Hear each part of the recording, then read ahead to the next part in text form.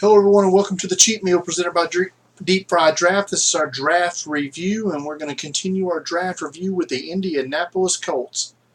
The Colts just stood pat in the first and second rounds both and got players of tremendous value that probably shouldn't have failed to them. In the first round they had Malik Hooker, safety from Ohio State, one of the best center field type ball hawking safeties in this draft, fell right in their lap. Hooker's should be an immediate plug-and-play starter. I could also see the same being for Quincy Wilson, who my number 19 overall player fell to them at 46. The corner from Florida, 6'1", 211, could be an immediate day one starter. Terrell Basham in the third round, tremendous high motor pass rusher from Ohio who had a good week at the Senior Bowl. It's another guy who good value where they got him. They had two more what I would call solid value picks. Fourth round at pick 137 they get Zach Banner, the offensive tackle for Southern Cal. He is a mountain of a man, 6'8", 360. Probably, you say he's trying to lose weight, get down to the 320, 330 range. He doesn't move very well, so to speak. Probably moves with the agility of a battleship, but in the run game especially, he just plows through the defense. Hard to get through him in the run game, but needs to work in his pass blocking.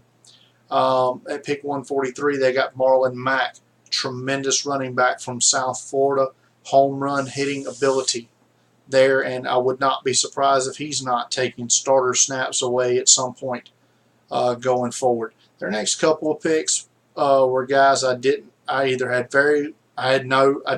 draftable grades on, I should say, but I've heard a lot of good things from Division II Albany State defensive lineman Grover Stewart.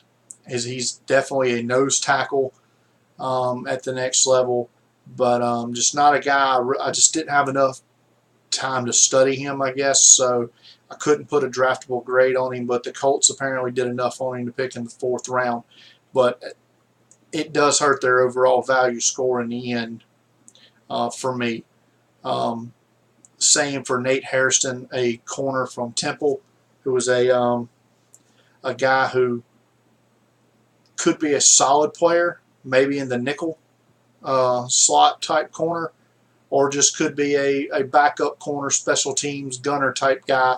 But in the fifth round is where you see these guys start to go.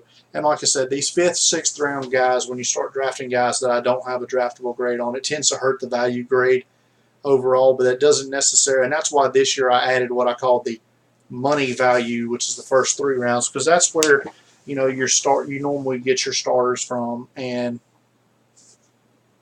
it's going to be, so it's trying to alter the value look, so to speak, of that.